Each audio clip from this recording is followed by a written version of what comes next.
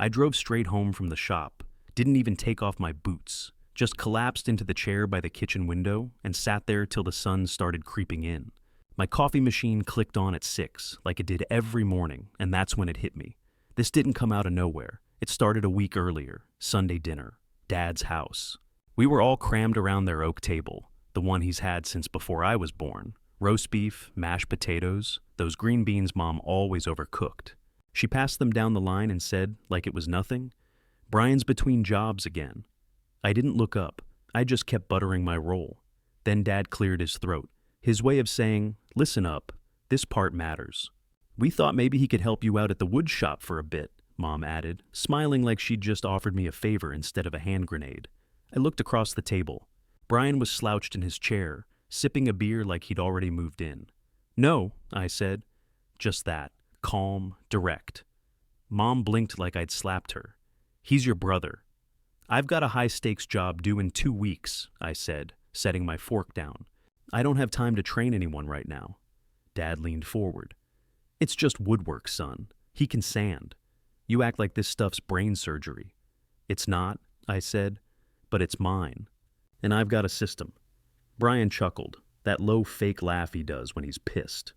"No worries," he said. "Didn't know it was such a sacred temple." I stared him down. "It is when I built it from scratch." That's when I saw it. The flash in his eyes. It was there and gone, but I knew it. That quiet simmer. Brian doesn't explode. He stews. I left early, didn't finish my plate. The next morning, the text started. "You think you're better than me? Dad always bailed you out." I didn't answer, didn't even open most of them. By that night, he moved from texts to voicemails. "You act like that shop makes you a god or something. You wouldn't have anything if Dad didn't loan you that trailer your first year. I'll get work, real work, and when I do, we'll see who's the joke." I blocked his number, thought that would be the end of it. But then Mom started calling. "You can't just abandon him," she said. "He's struggling, and you're doing fine. Why can't you share a little? Your father and I are worried. He's been drinking again." I stayed quiet, let her talk. But in my head, I was already checking the locks at the shop. That night, I slept there, first time in months. Didn't feel paranoid, felt necessary. When I woke up, I ordered 2 more security cameras and a backup generator. The new cameras showed up 2 days later. I spent that afternoon wiring them up, one by the back door, one facing the main workbench. Every motion alert buzzed my phone instantly. I tested them 3 times before locking up, but the texts kept coming. Different numbers now. "Brian didn't quit easy. You think this makes you safe? You owe me. Dad knows what kind of person you really are." After 3 straight days of that garbage, I blocked every unknown number. Then I stopped answering calls from Mom and Dad altogether. They never called without an angle. Mom would start with, "He's trying, honey," and end with, "You should apologize." I was done. The Sullivan order was all that mattered. Custom walnut cabinetry for a luxury build in downtown Austin. My biggest contract yet, easily the one that could push my shop into a real business instead of just survival. I worked from sunup till midnight, ate sandwiches standing at the bench, slept maybe 4 hours a night. By the time the last coat of finish went on, I could smell the mix of stain and polyurethane clinging to my clothes. That walnut looked perfect. Deep brown, clean grain, soft sheen under the lights. I took photos from every angle, sent them to the client, then backed up the files. Finally let myself breathe.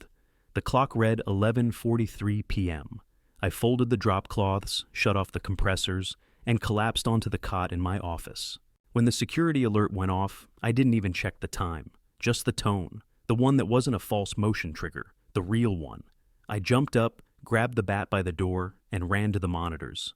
The feed showed movement near the side entrance, blurry, low light, but I could tell someone was inside. I froze, watched the shape move through the workshop, slow, deliberate. He wasn't grabbing tools, he was looking around, studying. Then the face came into view. Brian. My pulse spiked so hard I thought I might pass out. He looked straight into the camera again, like last time, eyes cold, mouth tight. No mask, no hesitation. Then he picked up a crowbar. I watched him go to work. He smashed the custom cabinets first, the ones due tomorrow. Every door panel, every corner joint I'd spent days sanding flush. He drove the crowbar through the drawers, split the panels, kicked them apart. Then he moved to the work tables. Each swing echoed through the speakers. When he ran out of pieces to break, he took the sledge from the corner rack. That same sledge I'd used to build the foundation post, anchors my first year. He swung it until the handle cracked. I didn't move from the monitor. I just stood there, shaking. Years of work gone in minutes. By the time I got to the shop, he was gone. The air smelled like oil and sawdust, and something burnt from the busted light fixture. Boards littered the floor. The walnut slabs were split clean in half. Every machine had fresh dents. The entire place looked like a hurricane had torn through. I grabbed my phone, hands trembling, and started filming everything. Every broken shelf, every splintered panel, every mess he'd left behind. I narrated the date and time out loud so there was no doubt it was fresh. Then I called the cops. The dispatcher asked, "Are you safe right now?" "Yeah," I said, looking around the wreckage. "But my shop sure as hell isn't." They sent a patrol out within 20 minutes. 2 officers walked through the debris, asking questions, snapping photos, collecting fragments of the busted lock. "Any idea who did this?" one of them asked. I pointed to the security feed on my phone. "Yeah," I said. "My brother?" The younger cop swore under his breath. The older one just nodded. "You've got everything recorded?" "Every second." He wrote something on his pad. "Then we'll start the report. Get it to the detective in the morning." I followed them out, locked the new padlock I'd brought from the truck, and stood there in the dark. My boots were covered in sawdust and glass. I didn't feel sad. I didn't feel shocked. I felt done. So I went back inside, set up a tripod, and filmed the damage again under full lights. Slow, detailed, steady. I wanted no room for doubt when I filed the report. When I finished, I hit save, uploaded it to the cloud, and drove straight to the station. I didn't sleep, just waited. At noon sharp, I pulled into my parents' driveway. The police report sat on the passenger seat with copies of the footage, printed stills, damage estimates, the whole thing stapled and ready. Their porch looked the same as always. Welcome mat, wind chimes, Mom's fern still half dead on the hook. I walked up, knocked once, and walked in. They were all there. Mom in her cardigan, hands folded like she was at church. Dad in the recliner, hiding behind his newspaper. And Brian, slouched on the couch, legs spread wide, like he hadn't just wrecked my entire business. He didn't even look up. I stood in the middle of the room and set it straight. "The shop's destroyed. I have proof. Security footage." Brian finally glanced at me. "You're imagining things," he said, like I'd brought up a bad dream.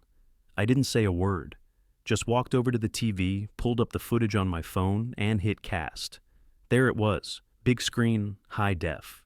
Brian walking through my shop, crowbar in hand, then grabbing the sledge, smiling, swinging, clear as day. Mom gasped and covered her mouth. Dad dropped the paper. Brian didn't flinch. "I didn't do that," he said flatly. "Really?" I pointed at the screen. "That's not your face? That's not your jacket?" He shrugged. "Could be anyone."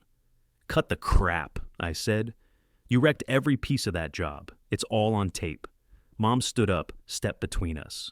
"Let's just handle this quietly, okay? No reason to ruin your brother's life over a mistake." I stared at her. "He ruined mine." Dad still hadn't spoken, just sat there with his jaw tight and eyes on the floor. I pulled the police report from my jacket and laid it on the coffee table. Filed, with evidence. They're moving forward. Mom shook her head. "This'll go on his record. You don't want that. He just needs help." "I'm not the one who needs help," I said. "I need accountability." Dad finally spoke. "What do you want exactly?" I flipped open the folder. 34,000 in damages. Charges filed, criminal mischief, trespassing, destruction of property, and a no-contact order. Mom looked like I'd slapped her. "We can get you the money. We'll pull from the retirement fund." I cut her off. "This isn't about money. You really don't get that, do you?" Brian leaned forward now, eyes burning.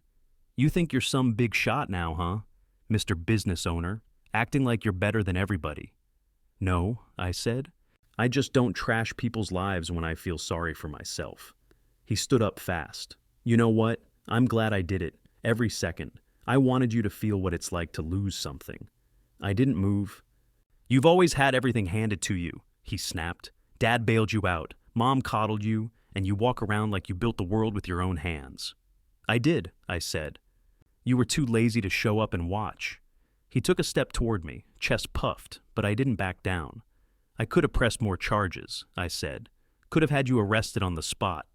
"You still might," he growled. "Good," I said. "Maybe that's what it'll take for you to learn something." Mom stepped in again, tears in her eyes. Please don't do this. We're family." I picked up the folder and backed toward the door. He should have thought of that before swinging my own sledge through my livelihood. Brian laughed under his breath. "Yeah, well, I'd do it again." I opened the door, looked him dead in the eye, and said, "Say that in court." Then I walked out. I didn't go back to the shop right away. Just drove around for a while, windows down, folder on the passenger seat, trying to shake off the stench of that living room. The silence, the excuses, the fake concern. That house never really changed. Same walls, same roles. I thought about the first time I told them I was starting my own wood shop. I was 19, broke, still pulling third shift at the Shell off Route 9 and hauling drywall on weekends, just to make rent on a storage unit I'd rigged into a workspace. I remember sitting at the kitchen table with a stapled packet I printed at the library. My first business plan, basic but solid. Startup costs, projected monthly sales, tool inventory. Mom skimmed the first page, passed it to Dad. He didn't even read it, just said, "It's a phase. You'll grow out of it." Brian snorted. "You gonna sell birdhouses to pay rent?" They all laughed. That summer, he got a brand new Silverado for graduation. While he was loading coolers into the bed, I was sleeping in the back seat of my Civic with blueprints for insulation placement taped to the headliner. I didn't drink, didn't party, just saved. When I finally found that busted corner lot, weeds, busted pavement, graffiti on the fence, I saw what it could be. No one else did. I poured the slab myself, mixed concrete in 100-degree heat, sunburnt and shaking, hauling bags one at a time. Framed the walls with secondhand studs, wired it with help from my buddy Shane on weekends. We ran off a rented generator for the first 3 months. There were days I couldn't feel my hands from sanding, nights I ate cold beans out of a can just to avoid leaving the site. Brian visited once, one time. He walked in, looked around at the unfinished walls and loose wiring, and said, "Looks like a garage with delusions." Then he left. Didn't even ask how I was doing. That was his version of support. No one offered help. No one dropped off a sandwich or brought by water during the worst of summer. It was just me in that building. I laid every inch of that subfloor myself, installed every damn cabinet, drawer track, ceiling fan, and outlet. It wasn't pretty in the beginning, but it worked. When I made my first sale, a custom coffee table for a young couple in Waco, I sat in my truck afterward and cried. Not because of the money, because someone believed in something I built. Not my family, not Brian, a stranger. That was the shift. That was when I stopped waiting for their approval. They didn't help build it, so they sure as hell weren't going to tear it down without a fight. I turned off the main road, pulled back onto the service road, and parked at the shop. Still smelled like sawdust and smoke. I grabbed the broom and started clearing the floor. By the next morning, I was back at the police station, sitting across from a detective in a tan button-down who looked like he hadn't slept in a week. I handed over the flash drive and printed photos. He plugged it in, leaned forward, and watched the footage without blinking.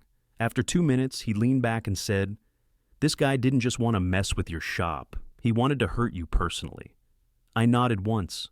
That was the first time anyone actually said it out loud. He clicked around the footage, jotting notes, time-stamping things. "We'll be filing criminal mischief, trespassing, destruction of property. You want a no-contact order on him?" "Absolutely," I said. "Already had him drive past once since." "Then we'll make it part of the report," he said, closing the laptop. By the time I got back to the lot, the phone started ringing. Mom first, then Dad, then Mom again.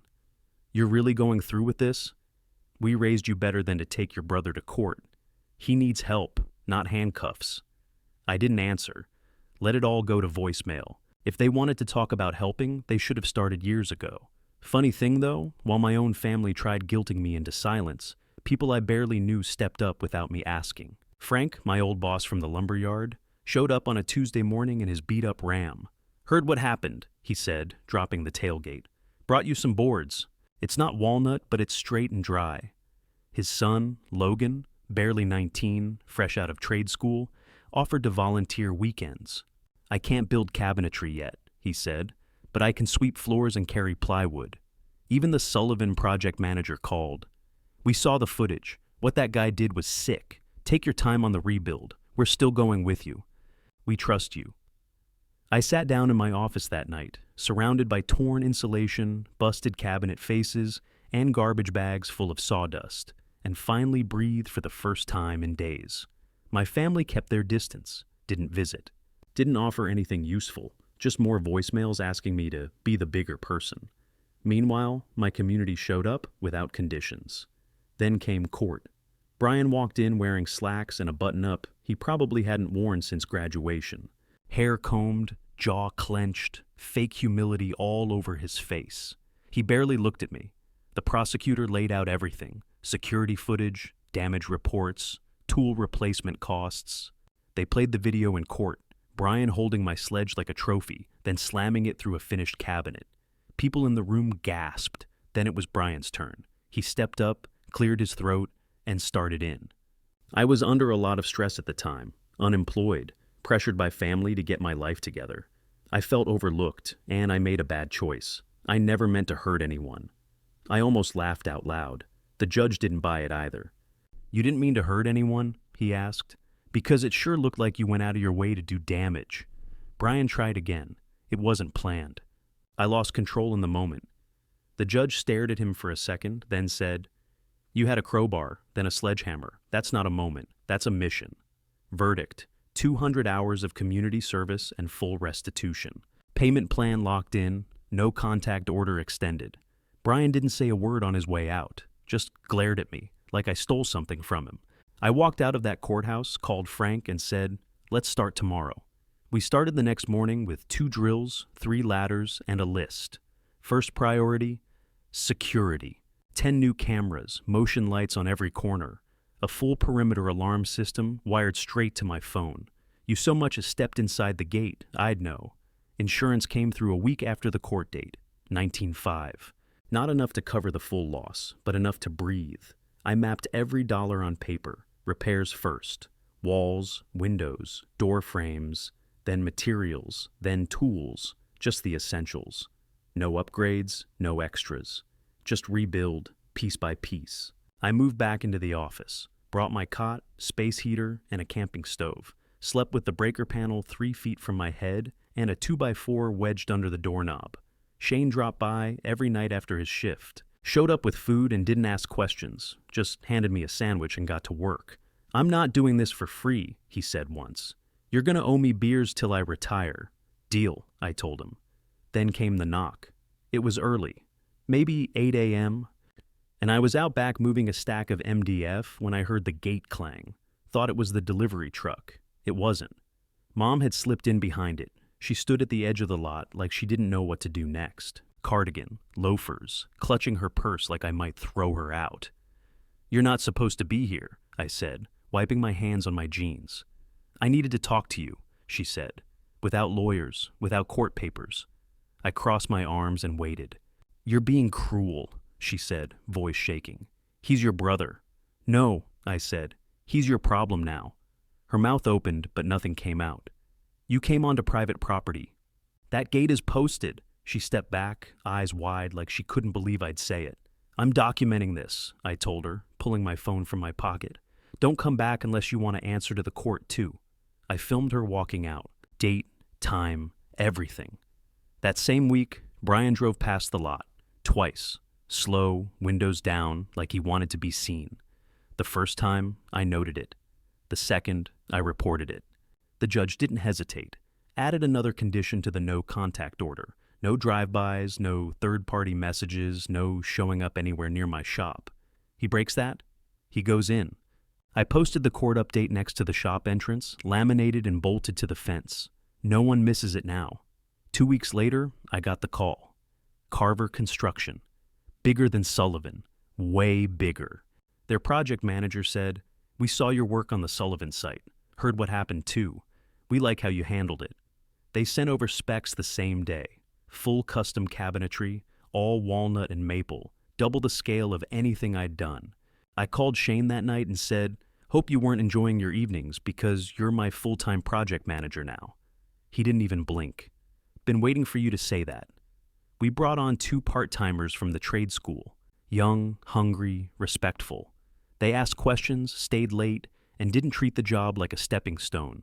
The shop came alive again. New saws humming, the smell of cut maple in the air, everything measured down to the eighth. No wasted steps. No weak links. Then I got a call from Rick Woodman, owner of Woodman's Cabinets across town. We'd crossed paths at a trade show once. "Hey," he said, "got a guy applying here, Brian Carter. Says he's got 3 years cabinetry experience under you." My grip on the phone tightened. 3 years, huh? Yep. Wants to manage a small team. Says he ran installs and handled client builds. I took a deep breath. "Here's the deal," I said. "He was never an employee. He vandalized my shop, got charged. It's public record." Rick let out a slow whistle. "Good to know. Hire him if you want," I added, "but know what you're getting. Copy that," he said, and hung up. A week later, a business magazine emailed me. One of those regional outlets that covers up-and-coming contractors. I almost trashed it, but Shane said, "Answer it. Let people hear what happened from you." So I did.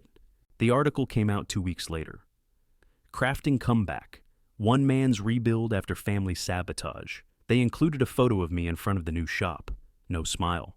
Just the building behind me. Clean lines, upgraded siding, fresh concrete slab out front. The next day my parents called. "Just a sit down," Mom said on the voicemail. "We think it's time." I didn't answer. They left 3 more messages. I deleted every one. Meanwhile, someone else started showing up more often. Michael, one of my longtime suppliers. He used to just text when deliveries were late or when prices jumped. Now, he started bringing coffee, didn't ask questions, just showed up, sometimes with clamps or glue or saw blades he accidentally ordered too many of. Other times he stayed and helped unload a truck or hang cabinet doors. "You don't have to do this," I told him once. "I know," he said, "but I want to." The shop was better now, not just cleaner, but smarter, better insulation, better dust collection. Every tool bolted down, every station mapped for speed and flow. I walked through the floor one night after everyone left. No creaks, no dead spots, no weakness. I flipped off the lights, locked the new gate, and went back inside to draft our next invoice. I was finishing up a cut sheet when the text came through. "Family dinner, time to move forward." 6 p.m. No sender name. Just the words, but I knew. I stared at it for a while, thought about deleting it. Then I showed Shane. "You going?" he asked. "I don't know," I said. "Feels like a setup." He shrugged. "Then let's show up together. If it goes south, we walk." We pulled into my parents' driveway 5 minutes early. Their house looked like it always did, like nothing ever happened.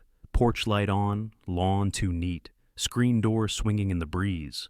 Inside, the table was set for 5. Plates, wine glasses, silverware lined up like a damn catalog. Mom came around the corner, wiping her hands on a towel like she was hosting Thanksgiving.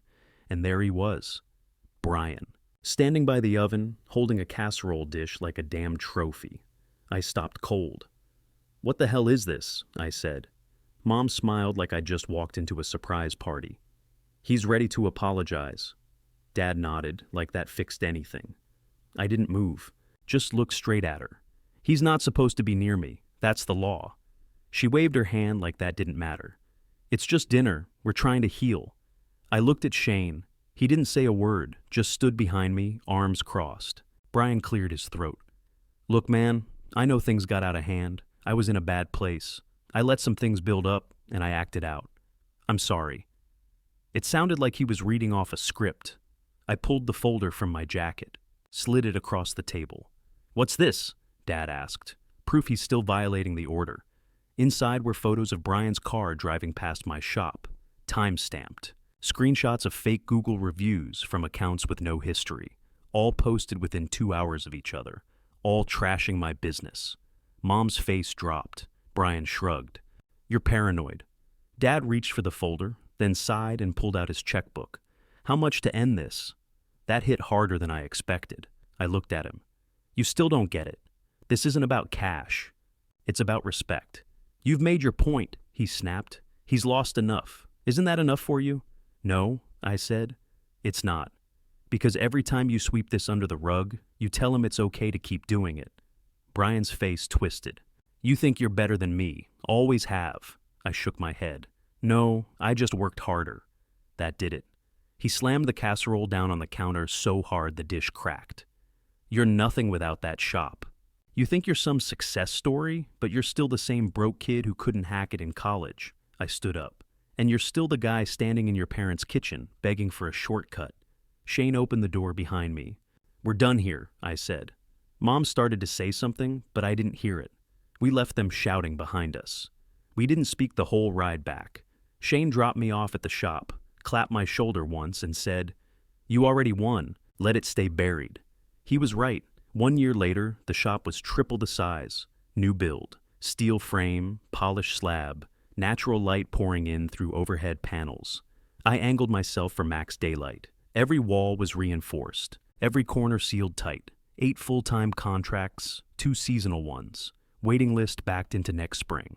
Shane, partner now, got his name on the license and everything. His call signs on our truck doors, right under mine. That kid from trade school, Logan, now runs the CNC like he was born with the controller in his hand. I barely need to check his cuts anymore. Mornings start early, coffee brews before the saws hum. By noon, orders are already loading onto flatbeds. The office wall has a framed piece of lined paper on it, my first business plan. Still got the grease smudges from when I scribbled on it at the gas station counter during a night shift. Sometimes I stand in front of it for a second, just long enough to remind myself how far it's come. Then I get back to work. Phone buzz just now.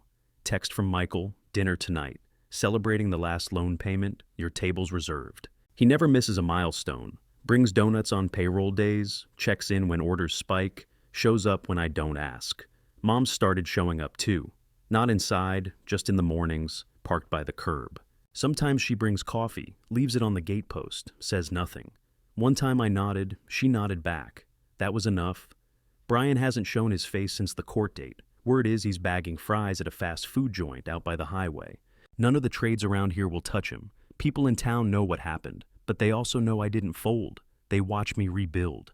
Watch me turn a pile of busted cabinets and burn trust into something real. The new sign out front reads, Carter and Coburn Custom Woodworks. Not family, just earned.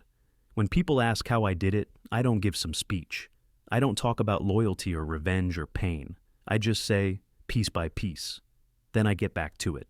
What would you have done at that dinner table? Stayed quiet or called them out? Drop your answer in the comments. And if you like the story, hit subscribe so you don't miss the next one.